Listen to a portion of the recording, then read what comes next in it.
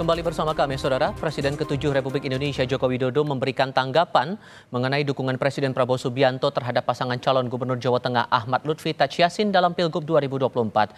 Jokowi menjelaskan Presiden dan Wakil Presiden punya hak untuk berkampanye sesuai dengan Pasal 299 Undang-Undang Nomor 7 Tahun 2017 tentang Pemilu. Menurutnya, Presiden Prabowo mendukung pasangan nomor urut 2 itu dalam kapasitasnya sebagai Ketua Umum Partai Gerindra. Pasal 299 Undang-Undang Nomor 7 Tahun 2017.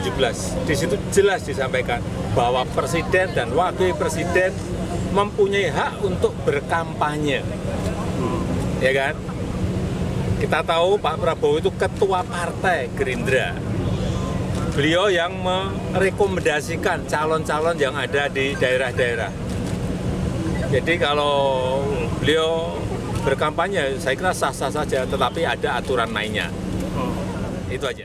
Video dukungan untuk pasangan calon Gubernur Wakil Gubernur Jawa Tengah Ahmad Lutfi Tachiasin yang disampaikan Presiden Prabowo Subianto dinilai Ketua DPD Partai Gerindra Jawa Tengah Sudaryono bukan pelanggaran. Ketua DPD Partai Gerindra Jawa Tengah Sudaryono menyebut Presiden Prabowo Subianto menyatakan endorsement itu dalam kapasitasnya sebagai Ketua Umum Partai Gerindra. Menurutnya, hal ini sama dengan gubernur atau bupati yang menjadi ketua partai.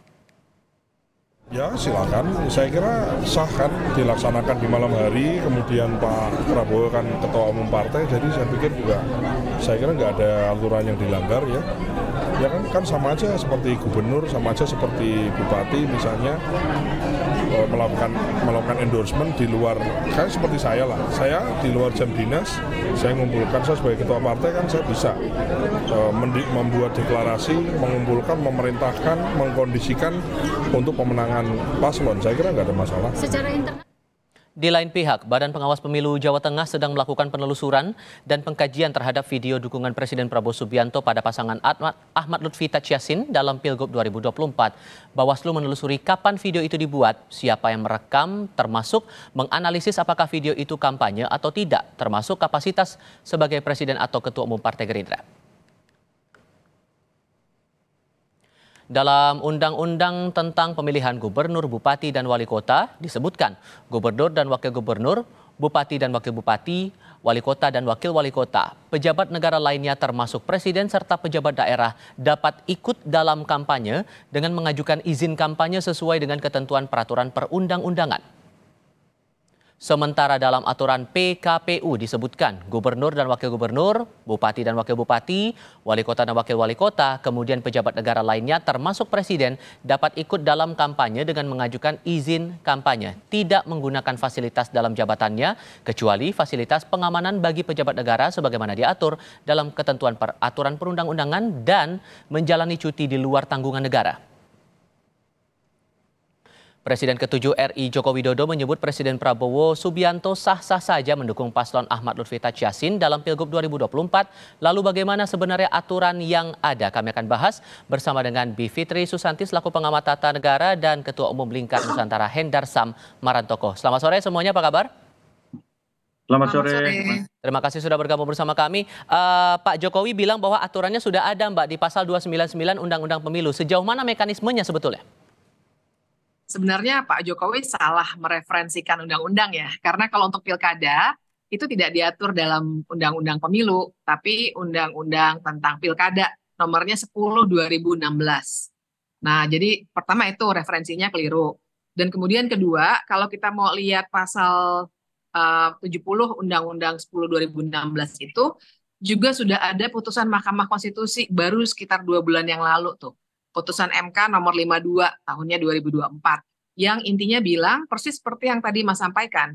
Boleh aja ikut tapi harus mengajukan izin kampanye dan lain sebagainya. Nah, tapi begini, saya ingin mengulas masalah ini sebenarnya dari dua sisi. Pertama, tentu saja aspek hukum, tapi juga ada kepatutan dalam penyelenggara negara. Dari aspek hukum pun sebenarnya kalau kita lihat benar bahwa Pak Prabowo tentu saja adalah Ketua Umum Gerindra. Tapi bukankah di situ soalnya ada benturan kepentingan karena kita seharusnya memang bukan ketua umum yang menjadi presiden. Kalau seorang ketua umum menjadi presiden, harusnya idealnya kita bicara kepatutan ya, mengundurkan diri. Kalau ini yang terjadi, maka akan terus-menerus terjadi seperti ini. Presiden yang mengendorse orang-orang dari partainya, padahal jabatan presiden tentu saja punya konsekuensi penyelenggaraan negara yang serius. Dan yang aspek lainnya juga yang harus dilihat adalah kalau masalah tanda tangan rekomendasi mau disamakan dengan kampanye, ya jelas berbeda. Tanda tangan rekomendasi sebagai ketua partai, ketua umum partai, memang peraturan perundang-undangnya begitu. Tapi kampanye itu bukan sekedar mendukung biasa. Setiap orang di antara kita pasti ada dukungannya masing-masing. Tapi kampanye artinya secara aktif menyebarluaskan. Seperti video yang sudah beredar di mana-mana itu ya. Nah, masalahnya adalah yang mengendorse itu seorang kepala negara dan kepala pemerintahan. Itu yang tidak patut dalam sebuah penyelenggara negara, Mas. Ada dua atribusi Bang Hendar di sini dari yang dimiliki Pak Prabowo, Ketua Umum Partai Gerindra iya, Presiden Republik Indonesia juga iya. Apakah ini tidak diukur sebelumnya oleh Pak Prabowo dan juga tim kampanye Ahmad Nurfi Tachiasin sebelum melakukan perekaman video endorsement itu? Jadi kan saya dudukkan masalahnya dulu ke hitahnya daripada undang-undang pemilu itu dan termasuk juga undang-undang pilkada lah ya, apa yang dikatakan oleh Mbak Fitri tadi, bahwa satu ya kan harus dibedakan Pak Prabowo sebagai kepala negara ya kan dan Pak Prabowo sebagai ketua umum partai. Kebetulan memang beliau adalah seorang kepala negara dan juga ketua umum partai. Nah, tinggal bagaimana ya kan kedua hal tersebut tidak bersinggungan dan tidak beririsan secara langsung dari sisi norma dan juga dari sisi aturan teknis. Itu masalahnya. Jadi masyarakat juga tidak boleh kita sesatkan dengan mengaburkan esensi daripada aturan-aturan yang berlaku. Nah, kita harus juga lihat bahwa dari sisi itunya dulu bahwa sebagai ketua umum parpol, ketika beliau sudah menandatangani rekomendasi untuk menunjuk memberikan rekom kepada salah satu pasangan calon kepala daerah, maka disitulah memang sebagai ketua umum partai beliau mempunyai keberpihakan ya secara demokratis untuk menentukan pilihannya, untuk menentukan arah arah pilihan partainya yang dia dukung kemana. Itu yang satu.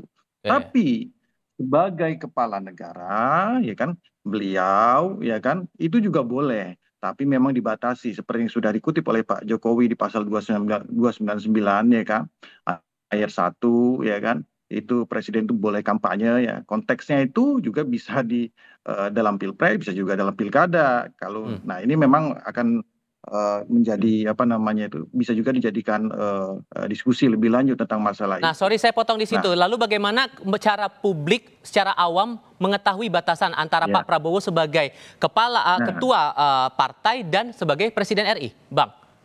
Makanya itu ya kan di dalam pasal 304 itu, pasal 304 yang undang-undang pemilu itu dibatasi bahwa tidak boleh, contohnya tadi Pak Prabowo kan sangat hati-hati, dia melakukannya tidak di jam kerja ya kan, tidak menggunakan fasilitas negara baik itu kendaraan, gedung, rumah dinas ya kan, rumah jabatan, seperti contoh ya pertemuan beliau ya yang dilakukan dengan Ridwan Kamil itu tidak dilakukan di istana, itu contohnya ya kan. Beliau menjaga sekali bahwa aturan dan kaidah-kaidah itu memang harus tetap ditegakkan terkait dengan hal tersebut. Nah, habis itu di pasal 280 Undang-Undang Pemilu itu kan juga sudah dijelaskan ya kan, yang nggak boleh ikut kampanye itu itu ya seperti ketua pejabat MA, MK, KBMN dan lain sebagainya. Jadi tidak ada larangan untuk hal tersebut. Nah juga saya boleh nggak ngomong lagi nih. Jadi biar singkat saja Bang. Jadi kasih giliran ke Mbak Bivit juga. Oke. Ya Mbak Bivit dulu aja kalau gitu. Oke. Mbak Bivit merespon tadi ada batasan-batasan yang sudah disampaikan, ditambah lagi ada disebut juga bahwa dukungan itu disampaikan pada hari Minggu. Jadi tidak ada aturan yang dilanggar begitu. Ya, itulah. Makanya tadi saya kira kita semua sebagai warga negara yang paham konstitusi, paham kepatutan dalam penyelenggaraan negara, kacamatanya memang tidak hanya pasal.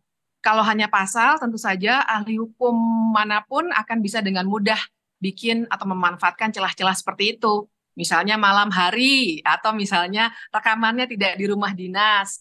Tapi kan secara akal sehat, secara kompas moral, tentu saja tadi pertanyaan Mas Tufa betul sekali. Bagaimana kita yang lihat video bisa membedakan apakah ada terbelah dua, Pak Prabowo sebagai Ketua Umum Gerindra atau Pak Prabowo sebagai Presiden? Kan tidak seperti itu. Nah, karena itulah sebenarnya di sini kepatutan seorang dan kenegarawanan seorang presiden sebenarnya diuji. Apakah mau memanfaatkan celah-celah hukum yang memang ada. Jadi kalau berdebat di situ mungkin 3 hari 3 malam nggak selesai. Bang Hendar, patutan di situ. Bang Hendar singkat saja, tambahan yang mau Anda sampaikan. Boleh.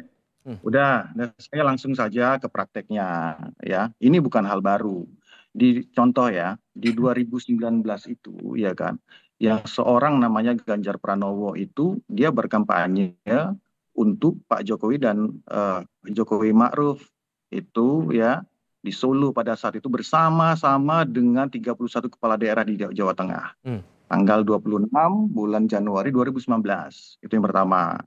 Yang kedua di 2019 juga kontestasi 2019 itu ya kan Pak Anies Baswedan itu berkampanye bersama-sama dengan Prabowo Sandi di tanggal 7 April 2019 di GBK ya terkait dengan masalah itu kampanye.